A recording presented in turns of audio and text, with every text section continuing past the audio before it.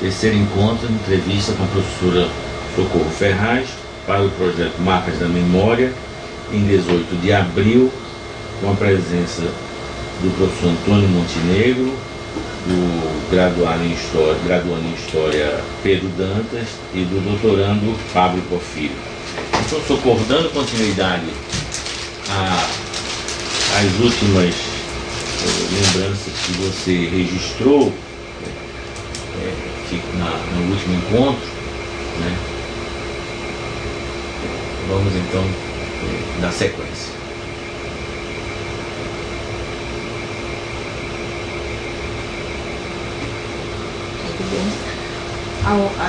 Você tinha volta de chegar em 64, não foi? Acho que naquela reunião foi proposta a sua expulsão do partido e da atuação. a expulsão, né?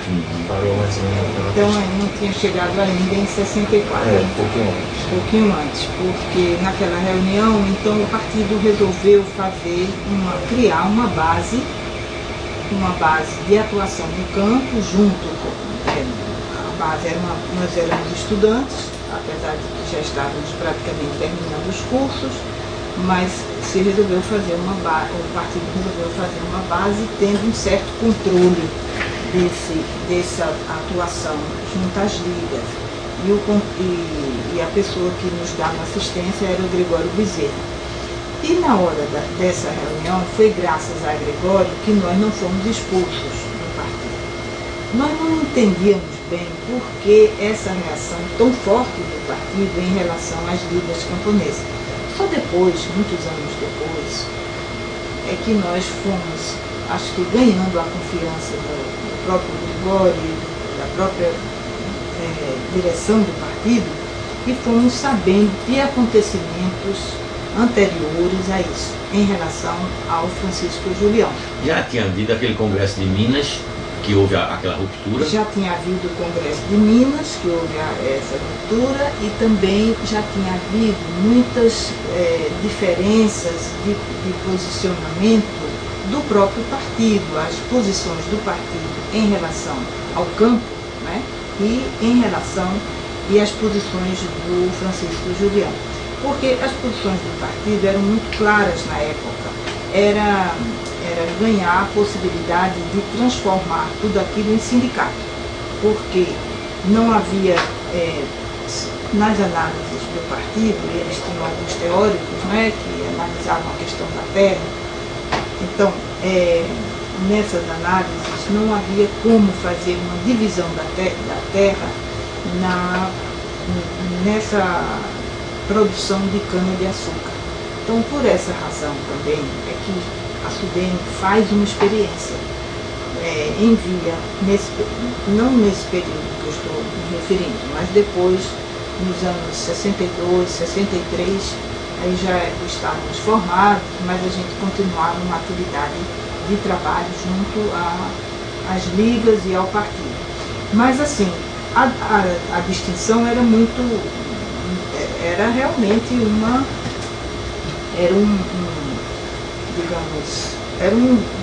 grande diferença, uma grande fronteira mesmo, uma posição teórica diferente. Se você fosse dividir a terra, você estava dividindo e transformando a terra e transformando os camponeses em pequenos capitalistas. Eles iriam ser os donos da terra. E o partido não tinha essa política, tinha a política de coletivização da terra, né? Para o Estado, e o Estado então poderia organizar através de cooperativas ou através de outras formas, mas nunca essa da distribuição da terra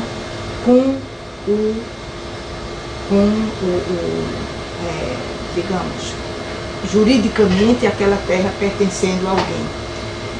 Mas os camponeses, na sua maioria, eles queriam a terra, eles queriam um pedaço de terra. Então eu digo isso porque trabalhava muito com eles, juntamente depois com Paulo Freire, com a filha dele, com Madalena Reis. Nós fizemos um trabalho de alfabetização de adultos lá, onde havia ligas camponesas, em Camaçari, no engenho Algodoais, no engenho Maçangana, em vários engenhos, que depois quando se formou a cooperativa Tiriri.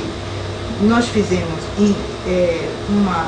uma experiência e utilizando o método Paulo Freire, com aquele universo de palavras, né,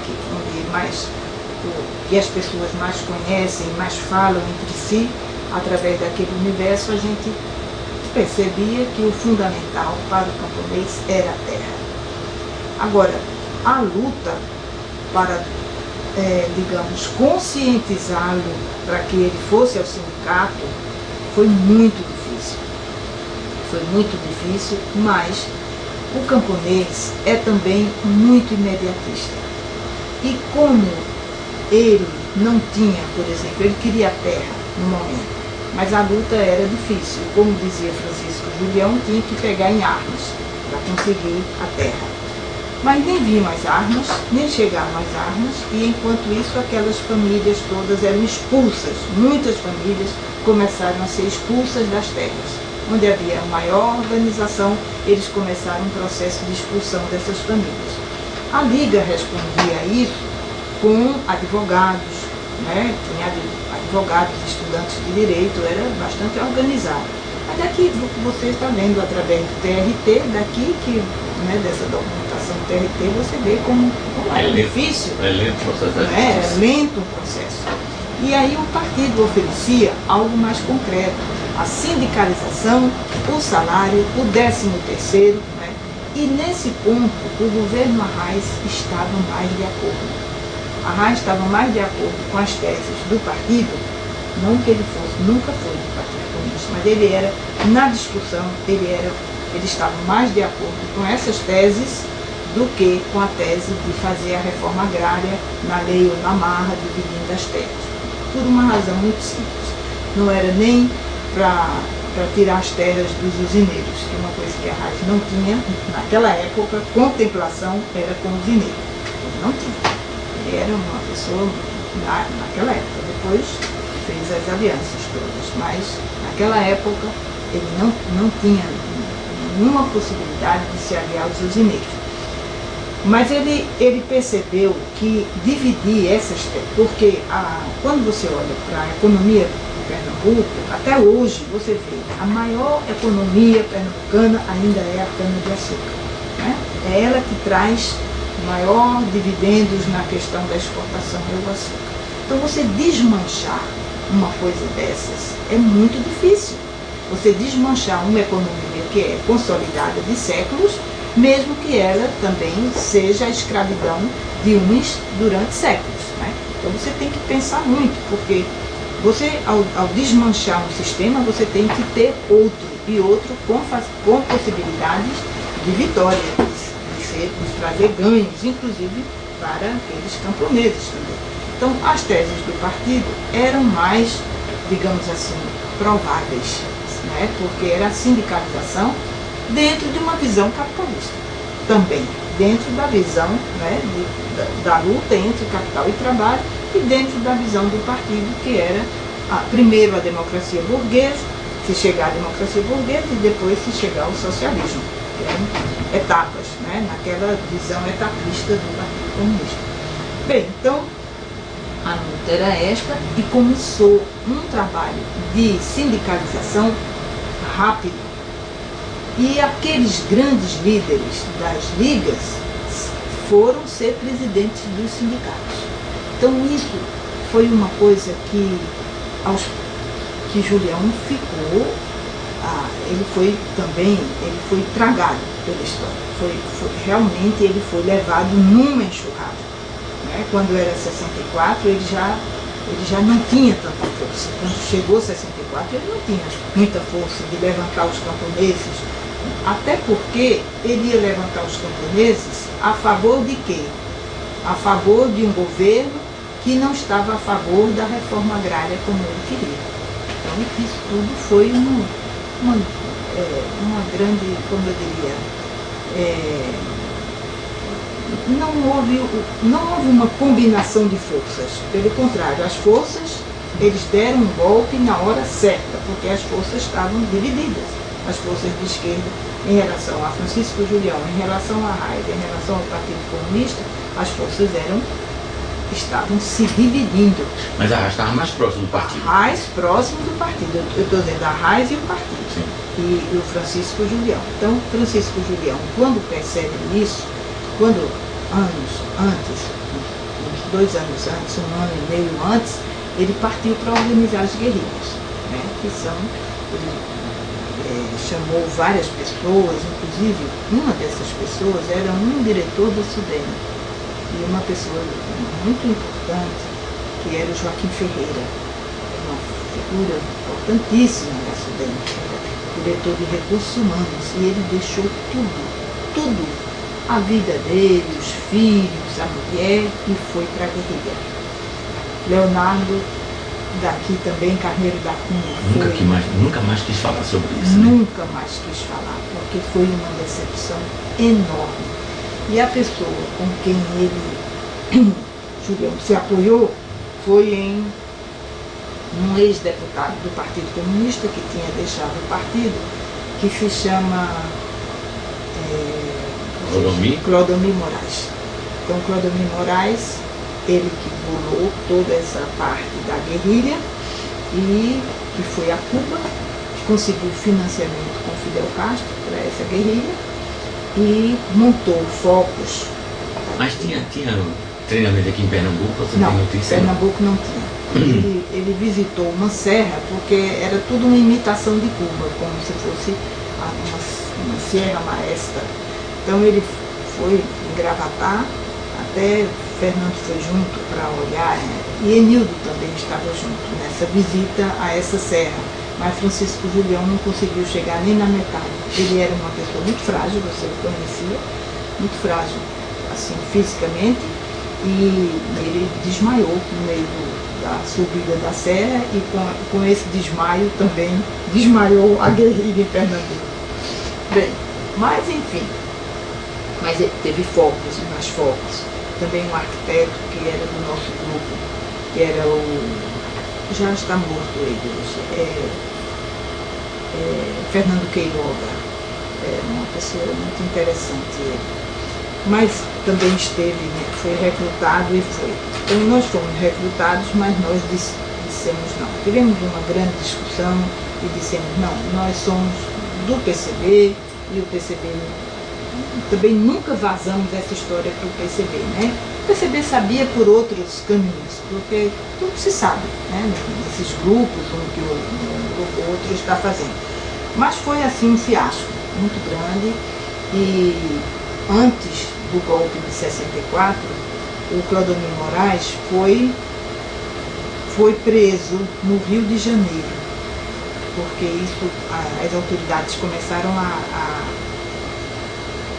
acusar, né, essas atividades do Francisco Julião, e ele foi apanhado com a namorada dele, com a mulher que ele estava vivendo naquele momento, e com muito dinheiro. Mas era muito dinheiro. Era um dinheiro que chamava atenção. Assim, quer dizer, não era um dinheiro comum, você ter muito dinheiro, 20 mil reais, não. Na época seriam milhões de euros. Ele foi apanhado com muito dinheiro. Então, isso começou também a desmoralizar, não é, todo esse... Isso saiu na imprensa? Saiu na imprensa, isso está na imprensa. Que época? 63? 63. É antes do golpe. Vocês procurem nos jornais. Ele foi preso no Rio de Janeiro. Entendeu? Mas a imprensa daqui, eu acho que noticiou. Mas no Rio de Janeiro teve um noticiário mais veemente sobre isso. Bem, então, a essa altura também, o grupo de Francisco Julião, a Reis teve muitas dificuldades em lidar com esse grupo, e terminou, eles tentaram fazer aquele julgamento, não é, dos senhores de engenho da zona da região norte. Em També foi? Em També. Eles fizeram um palco e iam julgar, anunciaram publicamente que iam julgar os senhores de engenho ali, que estava aberto aquele julgamento como se fosse uma coisa revolucionária, como na China ou na União Soviética, na Rússia. E aí eles foram presos por essa atividade. Quando o golpe veio, aquele advogado das ligas estava preso. o Joel Câmara. Então, tinham várias pessoas daquele grupo. Precisa ver isso bem, essa coisa. Mas acho que eles estavam presos. 64, naquele momento, eles estavam presos. Bem, então isso fez com que o partido ganhasse muito espaço, não é? Porque a liderança das ligas entrando, por um lado, eu acho que um grupo de camponeses tipo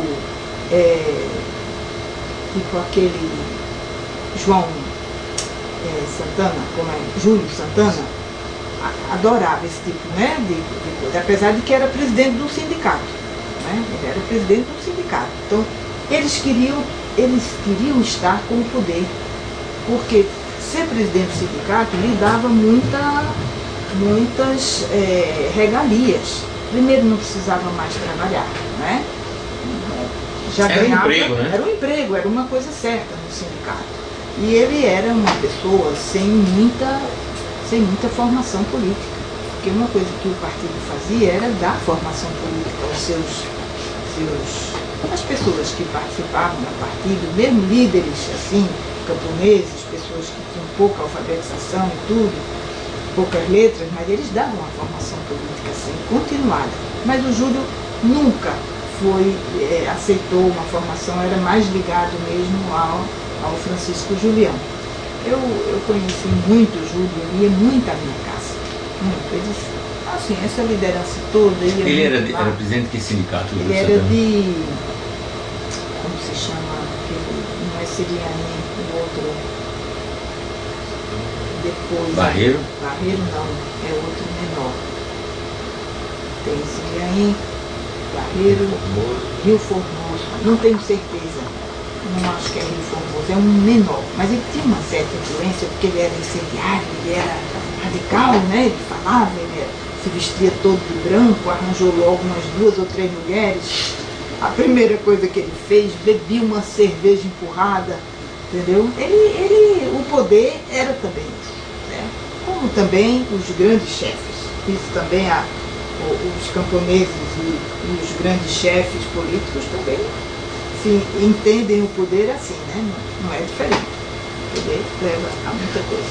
Socorro, antes de você continuar nessa parte, uma coisa que eu acho que eu tenho muita curiosidade de saber, eu acho que é uma coisa que até exemplifica melhor o que era esse trabalho, esse engajamento do Jorge. Como era no cotidiano trabalho da alfabetização, por exemplo? Quer dizer, as viagens que vocês faziam, se dormiam lá nos ginásticos, as condições, como era? Isso era no tempo de aula, era no fim de semana, como é que era isso? Veja bem, isso era mais no final da semana, porque a gente tinha aula todo dia. Mas às vezes havia uma necessidade, nesse caso da alfabetização era à noite, a gente ia todo dia à noite.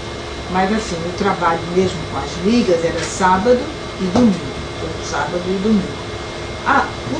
Porque você tinha os estudantes da medicina, os estudantes de direito e os estudantes da filosofia e da engenharia, né? Então, os estudantes de direito e da medicina, eles tinham muito o que fazer. Mesmo sem ser nos finais de semana, eles chamavam pessoas, as pessoas doentes vinham, eles levavam para os hospitais, os estudantes de medicina. Era um trabalho contínuo de conseguir, no Pedro II, algum médico do partido ou não, mas simpatizante que desse o remédio.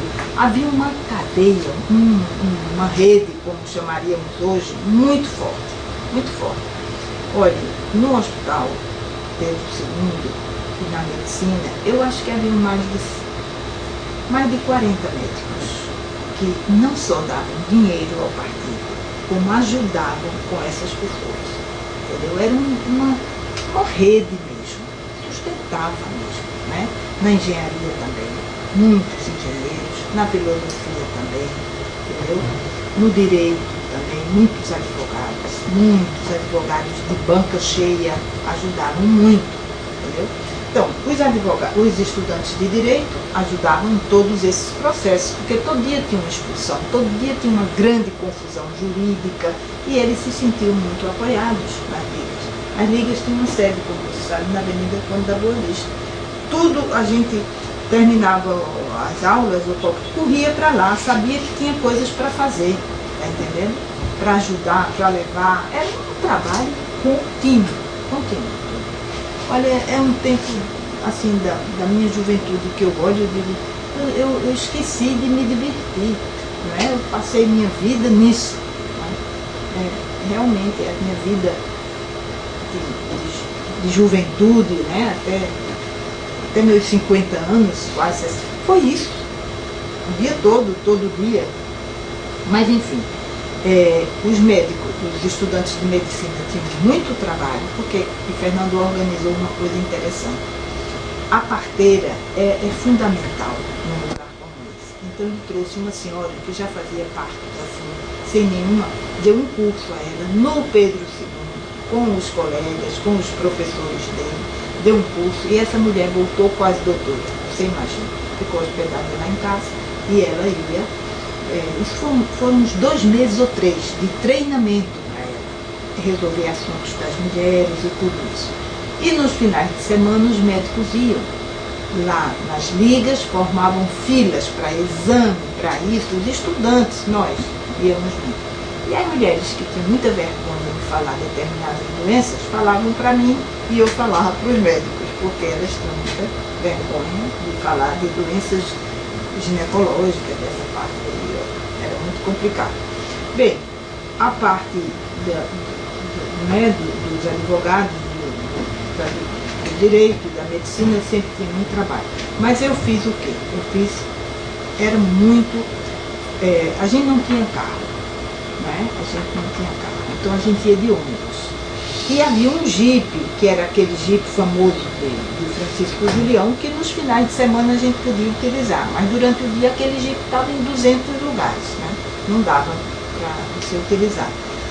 A gente ia de ônibus e entrava, um camponês sempre ia nos buscar e a gente entrava pelo canavial, porque os senhores de engenho sempre faziam tocaia, sempre faziam correrias dentro dos canaviais, não era fácil. Olha, ali no Cabo tem uma viagem que é uma das coisas mais lindas que eu lembro de canoa, por dentro do mangue. Não sei se vocês já fizeram isso, vale a pena fazer. Era o que a gente fazia, porque dentro do mangue era a melhor forma de não ser visto, porque o mangue é muito alto e você vai por dentro do mangue naquelas canoas, né, que eles nos levavam. Então parava em tal engenho, já sabia que a gente ia em tal engenho. Agora, as condições de vida deles não pode haver pior. Não podia haver pior. A gente, às vezes, pelo tempo, a gente levava comida, uma coisa para eles, inclusive para todos. Mas assim, na hora do almoço, sabe o que eles tinham? Caroço de jaca cozido. Isso era o almoço do camponês, antes de Arraes assumir o governo. Era caroço de jaca cozido. A gente chegava, tinha mais um dinheirinho, né? Mandava comprar aquelas sardinhas nas caixas, que são, como essa expressão, né? Sardinha em caixa. É isso aí, é uma imprensada na outra, um fedor incrível, porque aquilo tem dias sem refrigeração, sem nada. Aí se comia isso com farinha. Eles tinham beiju, tinha a casa de farinha. Muitas vezes eu também ia, ajudava um pouco na casa de farinha, fazia-se o beiju e se comia beiju, caroço de jaca cozido, que é muito bom. É uma iguaria, mas não pode ser todo dia como eles comiam. Não pode ser uma iguaria, né? A iguaria é para gente que comia 1000 coisas e né, tinha uma variedade, e aquilo passava a ser uma iguaria. Mas assim, eles tinham uma alimentação miserável, miserável. Então a gente ia, e essas reuniões eram todas feitas escondidas. Ficava alguém a tomar conta a 1 quilômetro de, não sei, vários camponeses ficavam em lugares estratégicos para saber se o capataz vinha. Porque eram reuniões de organização contra eles. Então tinha que ser na clandestinidade mesmo.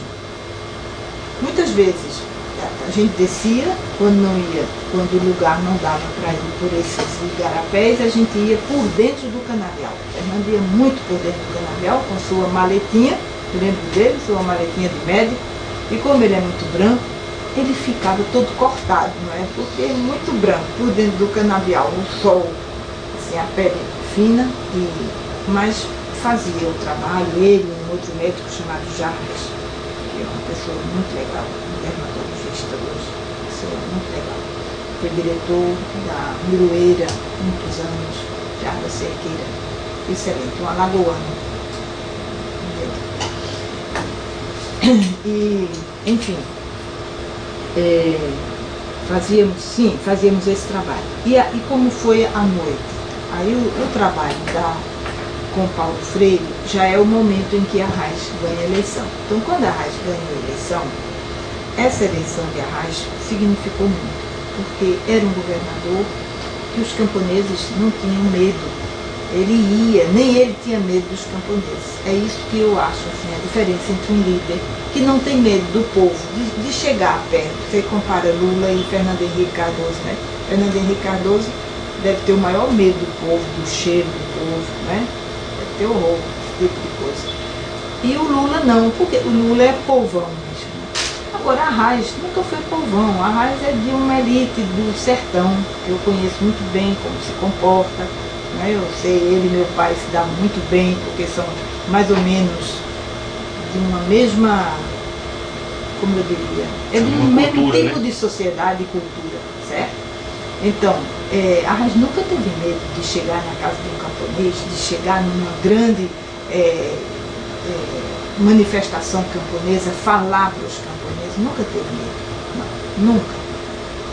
Sempre foi uma coisa direta, né? Então, quando Arraes ganhou, aí a luta desse período foi na eleição de Arraes. Aí foi uma luta, assim, de tirar o sangue, certo? Para a eleição de Arraes. E Arraes, se vocês sabem disso, quando vocês olham os números, Arraes ganhou por pouco.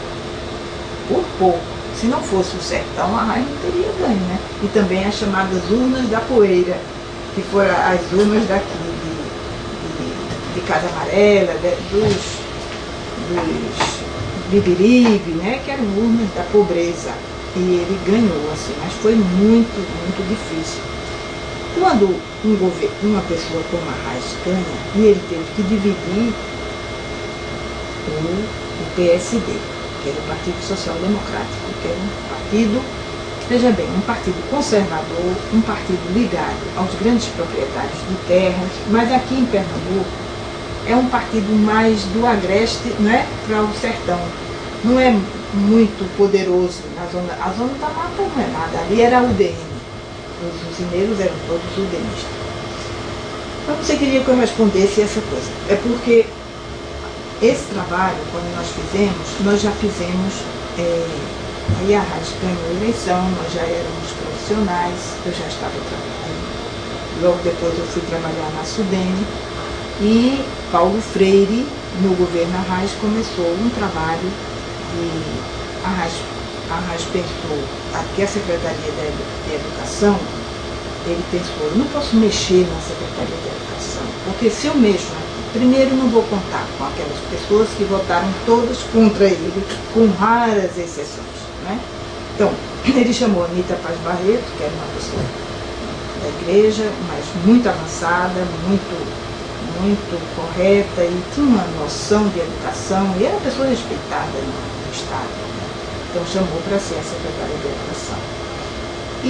Mas para manter aquele nível, para oficialmente, você não pode mexer na secretaria, numa coisa que é da burocracia oficial. Mas o que foi que ele pensou? Deixa a secretaria com a Anita, e pensamos numa coisa mais para avançar politicamente, ideologicamente e na educação com o MCP. Aí ele cria o MCP, que aí não é só a cabeça dele, mas é a de Germano, da própria Anita, não é? Paz Barreto, de um grupo do partido que vai trabalhar dentro do MCP também. Aí se forma um movimento espetacular, que é um movimento de cultura popular, né? Onde Paulo Freire começou a desenvolver as suas teorias sobre educação, que eram completamente diferentes do que a Secretaria de Educação tocava. certo? Então era uma coisa paralela. E a Raiz dizia, eu não posso colocar isso aqui dentro, porque isso tem que caminhar. E eu acho que a Raiz tinha isso, essas sacadas. Entendeu? Ele era uma pessoa que ouvia, e se uma pessoa dissesse algo assim novo, ele compreendia. Né?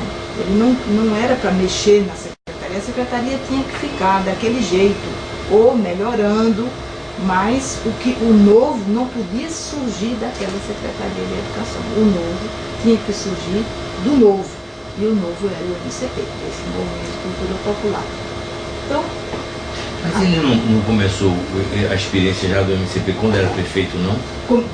Quando era prefeito, tem toda a razão. E transformou, mas e trouxe para o governo dele, perfeitamente. Então, nesse momento, quando o Paulo Freire começa a fazer essa experiência, então a gente propõe que se faça uma experiência com os camponeses.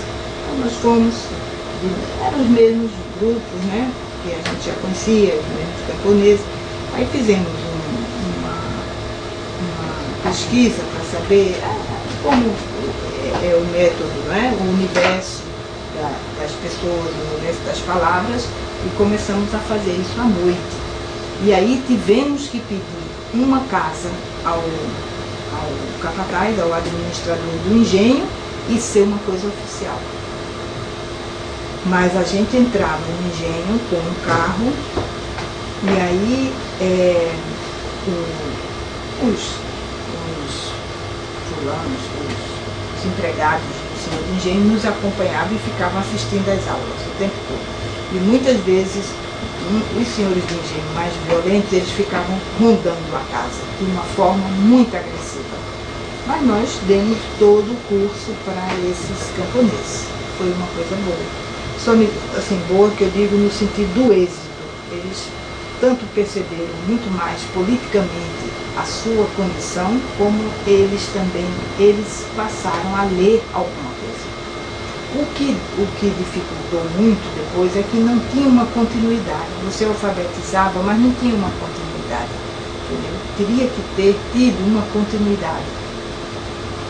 Mas não houve, até porque nem houve tempo de se fazer essa continuidade. Né? Logo depois veio o golpe. Eu acho que o próprio Freire estava pensando em fazer o que vir depois disso. Porque uma vez um camponês me disse, como é, você vem? Ele disse, eu vou deixar de trabalhar com a enxada? Eu disse, provavelmente não. Assim que terminar o curso, eu vou deixar de trabalhar com a enxada? Ele disse, acho que não. Ele disse, então eu não vou. Porque para eu ficar no que eu estou, eu não quero saber ler. Sim. Não veio. Ele não veio. A mulher dele veio, mas ele não veio. Nunca veio. Ficou analfabeto. Então, uma experiência, eu acho, única, você tratar com os camponeses que nunca tinham lido, né? Mas é uma descoberta maravilhosa quando a pessoa consegue juntar 2, 3 sílabas e ler uma palavra, e depois ler um jornal, depois... Nós discutíamos muito isso com o Paulo Freire. Paulo, o que vai acontecer depois? Eles vão ficar abandonados. Realmente, eles terminou, mas meses... Ele estava fazendo uma experiência maior em Natal, né? Foi uma grande experiência que ele teve em Natal. A partir dali saiu uma cartilha daquela experiência, tinha uma cartilha, mas isso nunca chegou a esse grupo de camponeses que fez esse curso, nunca chegou. Até porque também veio o golpe, né, de 64, e eu acho que Paulo Freire deu continuidade aos seus estudos, mas ele deu continuidade aos seus estudos mais teóricos, eu acho. Sua produção é uma produção mais teórica, não é? Eu tenho essa impressão, não sei a impressão de vocês. Mas então, voltando, Socorro, agora retomando o avanço da sindicalização com o partido e a disputa com a igreja, né, Socorro? A disputa com a igreja. E agora, o Messias fala que também havia alguns padres mais próximos. Havia, como era isso? Tinha alguns padres assim que chegavam? Porque tinha um Sorte que devia jogar pesado aí, né? O Sorte, né? Era Serviço de Orientação Serviço Rural. de Orientação Rural de Pernambuco. jogava pesado. E aí estavam também os evangélicos. Eles fizeram uma aliança com os evangélicos. O SORP? Foi. Tinha o padre Crespo. Sim.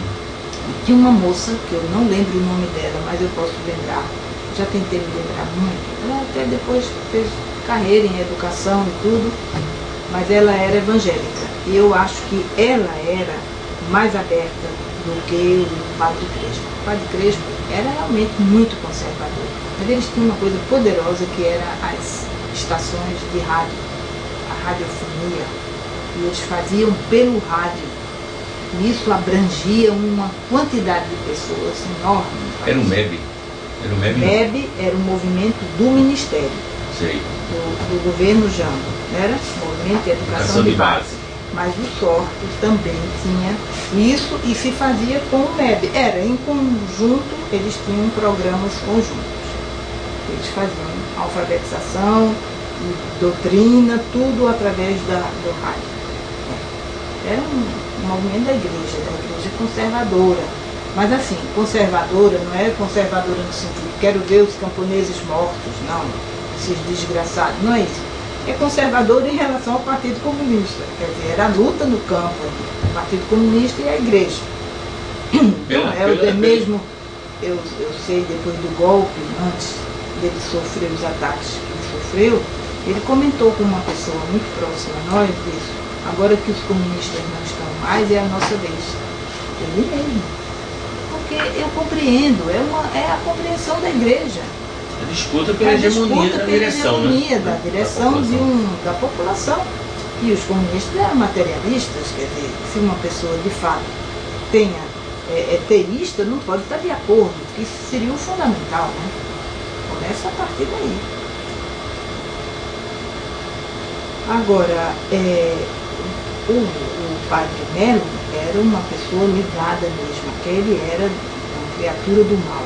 Ele era ligado aos latifundiários. Ele era a pessoa para fazer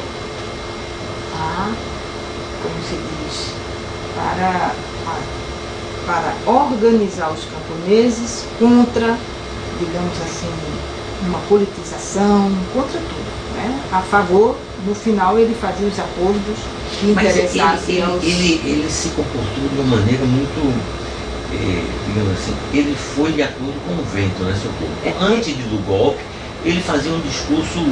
Mas sempre ligado aos latifundiários. Foi? Sempre. Às vezes a gente chegava no carro, a Arraes já era governador, às vezes porque ele disse naquele livro para Antônio Calado que apoiou a Arraes, não foi na eleição? Porque era uma coisa avassaladora. Se ele não apoiasse a Arraes, ele não teria nenhum camponês com ele. Sim. Entendeu? Ali, ou ele apoiava, mas eu desconfio se o voto dele mesmo, pessoal, foi para a Arraes. Sim. Porque todas as atitudes dele no cargo eram ligadas aos grandes senhores.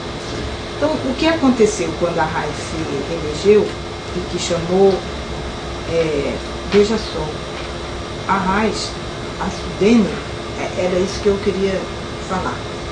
A Sudene, quando montaram a Sudene aqui, então você tinha o Celso Furtado, tinha o que era o presidente, o Francisco Oliveira era o adjunto dele, o superintendente adjunto, o presidente não, o superintendente, o superintendente adjunto, Jader de Andrade era diretor de políticas agrícolas e agrárias, o Joaquim Ferreira era de recursos humanos e um outro da parte da indústria, que eu não me lembro agora.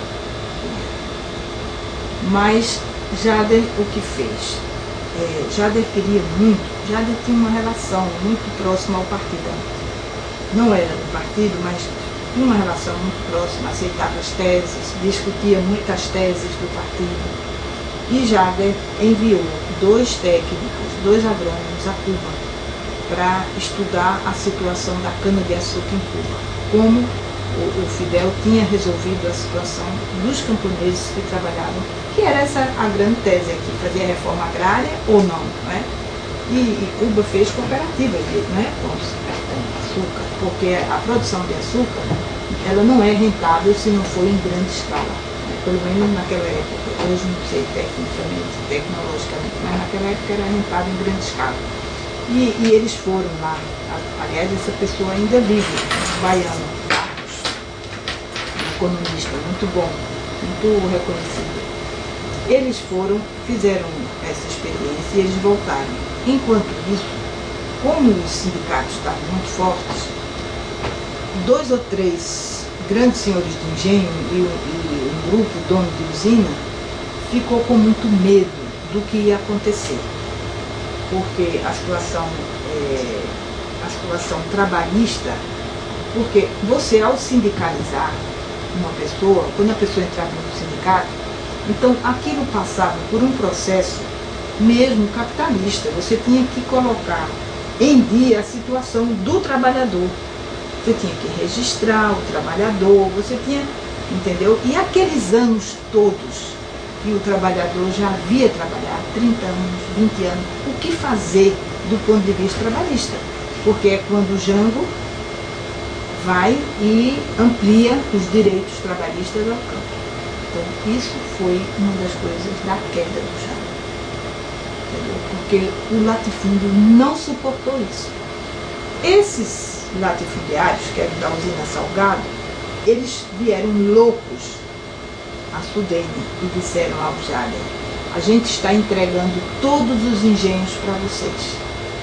E vocês, então, vão resolver esse assunto. A gente não quer mais. Eles já tinham aplicado muito dinheiro na indústria de tecidos. Na cidade eles tinham indústria de tecidos. E aí eles queriam se livrar, mas eles queriam se livrar da dívida que eles tinham com esses camponeses. A dívida trabalhista, que ia ser a segunda coisa que o governo Jango ia fazer. E agora regularizar, mesmo com acordos, com isso, com aquilo, mas tinha que regularizar a situação trabalhista. Isso deu uma grande confusão, porque Jader, que era muito impetuoso, imediatamente aceitou para fazer uma experiência de reforma agrária concreta, isso aí, formando a cooperativa Tiririca. O Partido Comunista ficou contra, porque disse: você está assumindo a dívida dos usineiros, quem vai pagar? Você está pagando a dívida dos usineiros. Porque o partido tem uma visão, não é, muito maior, não é a impetuosidade, não é um experimento. E o Jader, adorava o Jader, meu amigo, todos os tempos, mas ele era impetuoso, ele queria fazer experiência, ele era um técnico, ele queria dizer como seria interessante aquela experiência. Para ele tinha que ser uma experiência, não é? Para escrever, para dizer. Um intelectual, né? É diferente de uma pessoa, de um partido comunista. Aí o partido se reuniu e disse: você está pagando 20, 30 anos de trabalho desses camponeses. Que responsabilidade a Sudene vai ter diante disso? Aí é que foi mais difícil para nós, porque a essa altura eu trabalhava com Jader.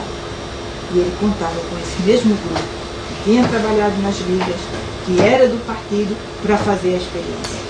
Ixi, Maria, hein? Foi muito difícil. Muito. Que conflito, hein? Um conflito terrível.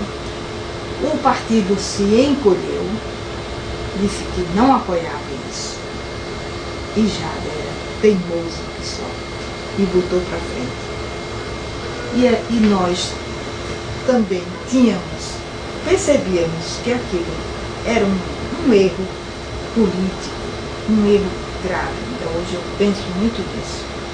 Mas ao mesmo tempo a gente tinha, como a gente lidava com aquelas pessoas, a gente queria fazer uma experiência também de uma cooperativa com eles. E aí a gente ficou com a cooperativa no partido. Não lhe ameaçaram de expulsar de novo? Não ameaçaram de expulsar, mas nos deram um gelo. Entramos no degelo. E Gregório? Gregório também contra? Gregório contra. Desculpe interromper. E quando se falava isso a Jader, como fica o débito trabalhista? Qual era a resposta dele? Ele dizia assim, qual era o argumento? Dizia: de qualquer maneira os usineiros não vão pagar. E ele tinha razão. Qualquer governo que estivesse no país ia perdoar isso para os usineiros. Ele dizia isso: os usineiros não vão pagar e nós vamos ficar sem fazer uma experiência que é muito importante, porque o que Jade esperava é que o socialismo chegasse ao poder. E ele tinha uma experiência concreta para dizer: olha, a experiência com cana-de-açúcar é essa. Entendeu? Porque você não luta pelo poder, pessoas assim, como Jade de Andrade, tem que pensar, não é só em chegar ao poder, mas é fazer funcionar, é o dia, depois do dia do day poder, after. o day after. Quer dizer, você tem que saber o que vai fazer Depois. com a população, como é que ela vai comer, como é que ela vai beber, como é que ela vai viver, senão perde o poder imediatamente. Então se organizou a cooperativa Tiriri e nós fomos participar de novo da cooperativa Tiriri. E aí o presidente da cooperativa, o padre Melo manobrou que elegeu o presidente.